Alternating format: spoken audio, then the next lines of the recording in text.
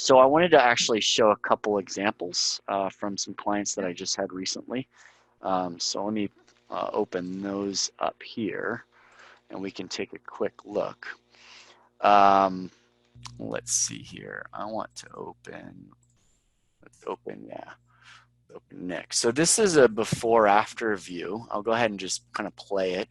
On the left hand side is the before, and on the right hand side is the after. And this is a shortboarder, and I'll show a longboarder on the next clip.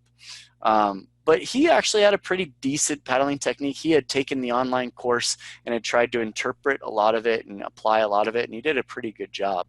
When we talk about reducing drag, this pool does an amazing job at simulating frontal drag, because you're basically just, it's shoving right in front of him right here, and it's pounding his board. Now, his horizontal balance could have been improved, and we talked about that, how when you have, let's see here, let's look at this view here. This is what I call the lateral view. And if we zoom in, oh, my computer's like, there's too much going on. There we go. If we zoom in here on this, you notice how he's trying to create this kind of tapered body of water or shape of himself in the board, so that the water will move around him, and that's good. But unfortunately, he had that nose so high that it's hitting the bottom of the board, and when it hits the bottom of the board like that, it creates this bow wave that gets shot forward right there. Wow. And then he has to run over it again.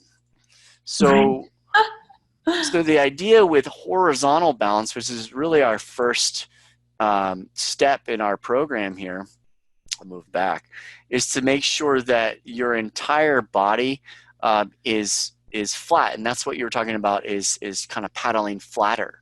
What we don't want to do is we don't want to bring that nose too far below the surface, or else that frontal drag is going to act on your chest without anything breaking it. Like I said, if you break it with a tapered surface, it reduces significantly. And when you have a pointed nose, let's use that. What also is pointed is our fingers and our arms. So if we go back to this lateral view, you see here, he's using that nose and his hand, and it's underwater, and it's underwater for a while. So he can create this hole, and through creating that hole, he can pass through that hole with less effort, kind of like you're drafting behind a car or behind a bike. You also draft in swimming. You also can draft when you're paddling out with your buddy. Just make sure that they can duck dive well, so that you don't end up on top of you. But that's basically some of the adjustments we made. His horizontal balance was good, but it was improved over here. The other thing that you probably noticed about this, and I'll go back to the beginning and just watch the tempo of the movement and see how much more silent he is through his movements. He gained 23% improvement in his efficiency in this time that we worked together. A lot of it came from reducing drag, but he also gained a little bit of propulsion increase as well. You can see he's overpowering the current here, which meant that we actually had to increase the current for his next session. We'll be increasing it. When we look underwater, there were a couple byproducts to his efficiency, which was nice. You notice how on every once in a while he pushes really early. Now, how do I know he applies force early? There's usually air bubbles around his hand right there. There's where he pushed or applied force. That was a big one, where he pushed and applied force. And those are visual telltale signs that he's applying force very early in his stroke. I also, for level 2, I have these hand sensors that will also show it. But you can see it just right there, how it creates that.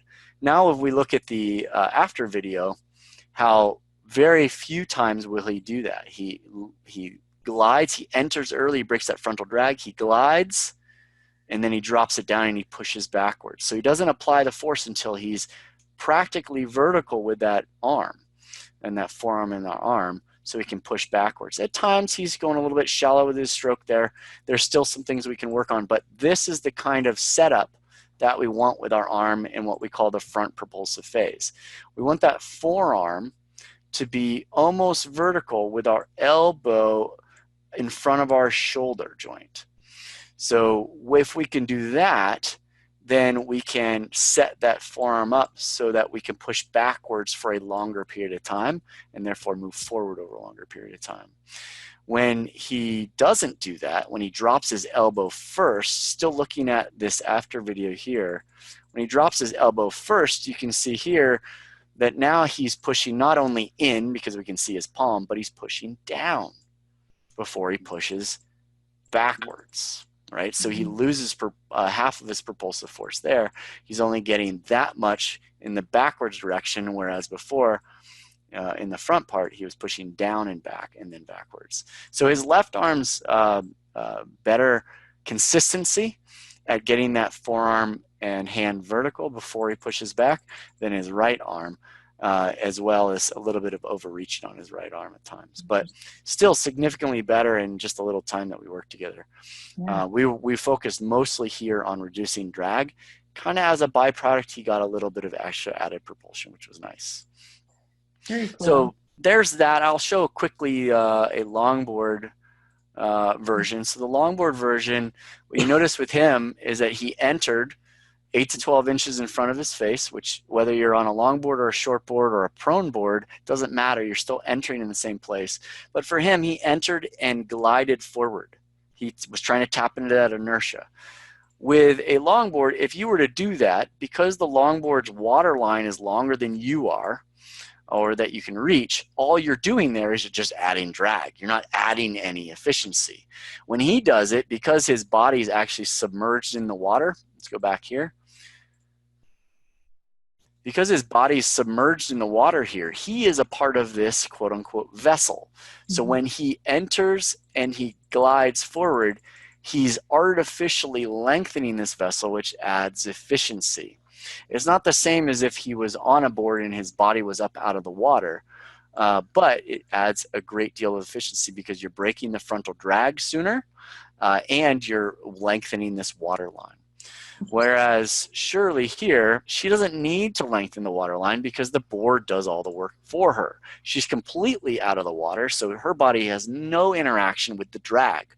So she needs, if she adds her hand here and goes forward like that, that's just added drag. It's not doing anything to break frontal drag because it's breaking frontal drag up here as long as she's horizontally balanced. So what she does is she waits, and this is the before video, where she enters and kind of barely enters her hand. But in the after video, she's going to enter 8 to 12 inches in front of her face and go straight down into that propulsive phase, right, like that. So there's a good example. She wasn't doing a good example until that point. So let me move back. I'm looking at the after video here. And notice that that's a very extreme angle. So she's still working on this. That's way too high. But it's kind of the idea here. We want to be around, say, 30 to 35 degree entry angle so that she can drop that arm straight down into that propulsive phase and get it vertical in front of her shoulder so that she can push backwards. So if we were to go to the underwater view, maybe we'll see a couple examples of her. Let's see here, doing that. She was also taking very little. She was only using her hand, not her full forearm. When you can apply more surface area to propulsion, there you go. That's a good one. See how that dove right down, and see how nice and vertical that is? She shot that straight down. So very little time was in the drag zone. So until she's adding propulsion, this is all drag. So you don't want to mosey your hand down there. You don't want to just take your time. You want to jam it down there, take a split second to collect the water, and then use your whole arm to push backwards. That's effective propulsion all the way through. So that's one of the key differences between longboard and shortboard paddling, is that the entry point stays the same, but what you do with the hand after it enters is quite different. Right. Once you get it down into that propulsive phase, everything's the same. You still just want to be pushing backwards. So see how it pushes straight through, and then down, and then straight through. Pretty neat. Yeah. Would you mind, Rob, could you flash back to the shortboard guy there and just show his, just for a comparison really quick, right at that entry, that vertical angle, that just to see if we can capture that. So if we take a look right there, he was even doing it in his before, but look at how low that is in comparison, because he's going to enter and he's going to glide forward. So if you come in and it's too steep of an angle and you're going to extend forward, what happens is your hand has to go down first and then level out, and this whole time period is added drag. Yeah. Right? So if you go in at a more mellow angle, say at about 10 degrees, you have the ability to really slice forward like that seal. It's interesting watching this, because the questions I start thinking about too is, you know, I get people all over the map in terms of what they're trying to get back to surfing. But in some ways, you know, I think the tendency is, oh, you're on a shortboard, that might be more difficult, you know, balance, energy consumption. You know, people kind of think, oh, if I have a shoulder injury, let's go back to a longboard. But depending on your shoulder injury, actually that vertical angle of entry, like if you don't have that internal rotation to really jam down like she does, like if you have an internal rotation or an impingement there, that might be something to consider too. Just absolutely. And a lot of times that I see shoulders is actually in the entry point. So she had a pretty good entry point to begin with. But when let's say you reach all the way out here, well, just based off the biomechanics of your arm's going to be laid out completely flat. So there's three main problems with this. Is one, you're now pushing down and you're only using those rotator cuff muscles, right? Two, you're adding drag, because you don't get to propulsion until you get to vertical. So you're just adding drag there. And it's more probability that you're going to be pushing down with your first motion. So you're pushing in the wrong direction, you're hurting your shoulder, and you're slowing yourself down. And all in one. Like a lot of that upper trap levator scap, you know, like coming way high up and like, mechanically using the wrong muscle groups altogether.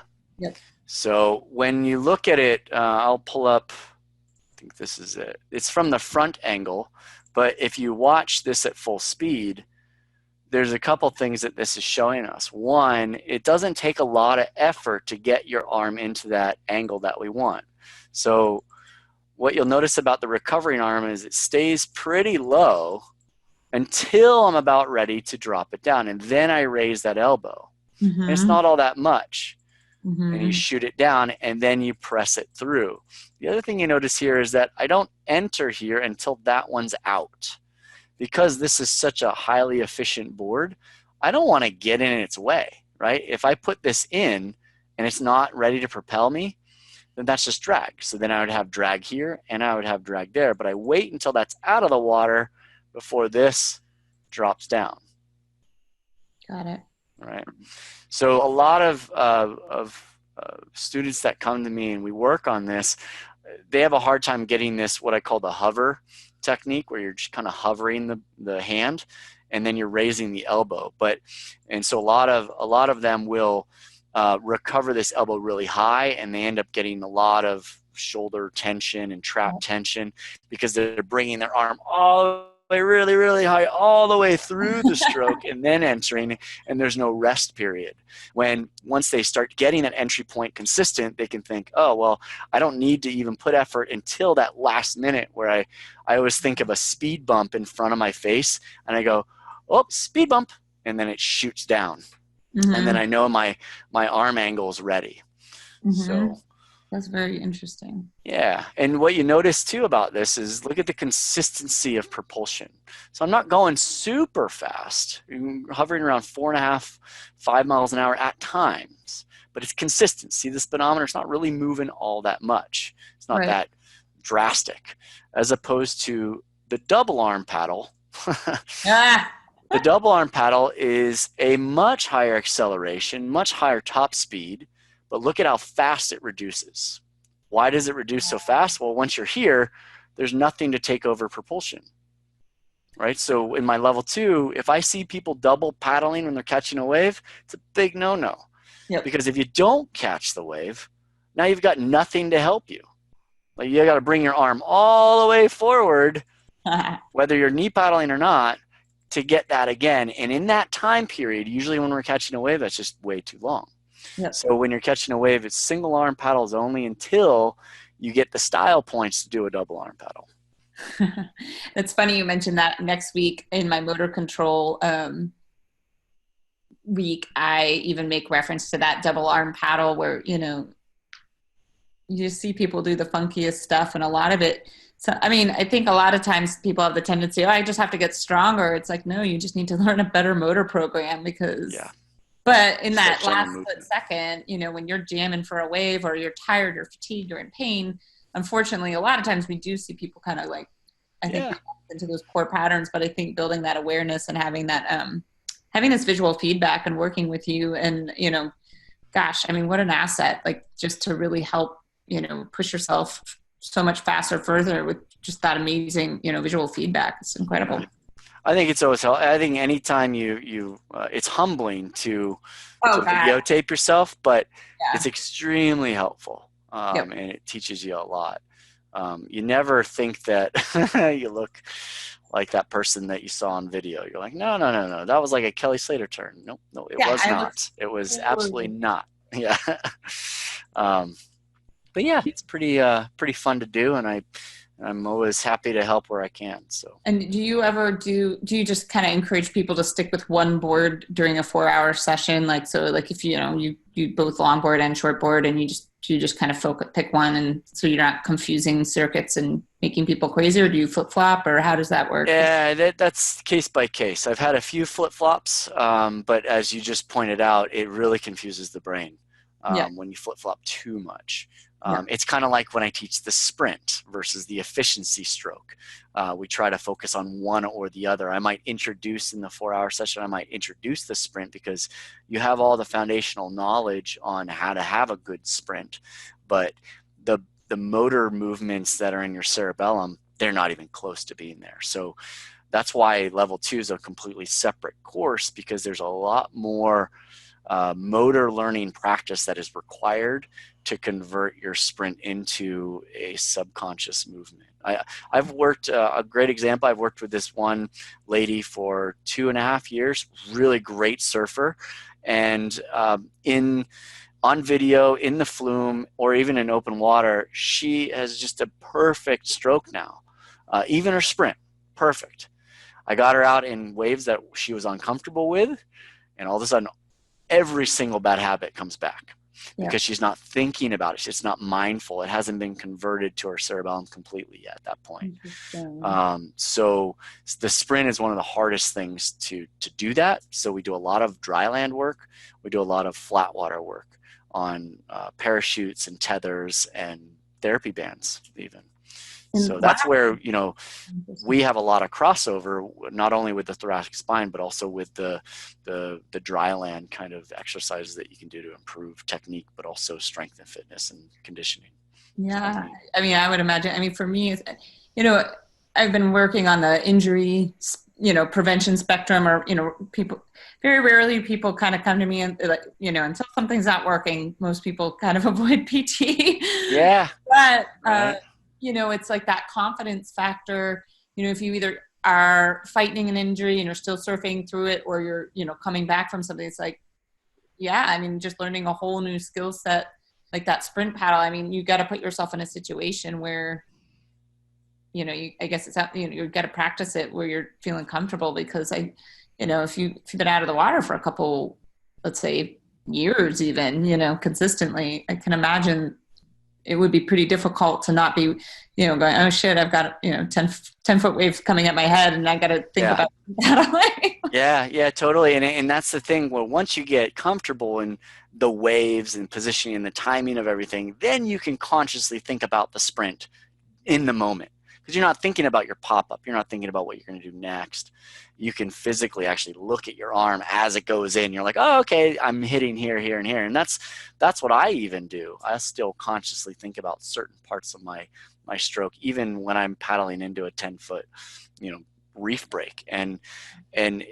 But for a lot of surfers, that's way too much input in the brain, too much going on, and they're going to end up doing nothing right. It's overwhelming in the brain. Which sounds like, I mean, for me personally, for those who don't know my story, it's like I've been out of the water 2 years. So it's, for me, I think I look at this and I think, what a great option, an opportunity for somebody like myself, or somebody who's been, struggling through, whatever's kept them out of the water, be it injury or illness. It seems like a really great way to safely re-enter without crowds and, really maybe even unlearn some poor habits that, you might have developed.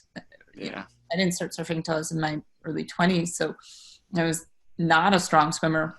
So anyways, yeah, I think it's really incredible what you're doing. And thank you so much for going into all of your methodology today. It's awesome. Yeah, thanks for having me. I always like working with your clients. That we have a good crossover with the personalities and the awesome human beings that they are. So Nice. I'm happy to help out where I can. Awesome. Well, thank you so much, Rob. I'm just trying to think if there's any wrap up comments or thoughts you have or anything, but otherwise, I think we're probably, I don't see any questions in the Q&A posted, Yeah. so we can probably. But if there's anything that does come up that you get over email, you can forward them to me, and I'd be happy to answer any questions to clarify. Awesome. Thank you so Yeah. much. I really appreciate it. And you go ahead and you can host out if you Okay. want. All right. Yeah. See how Thanks we so can much, do it. There Rob. we go. Awesome. Awesome. There we go. Okay. Excellent. All right. Well, I hope you have a great rest of your day and we'll be in touch. Great.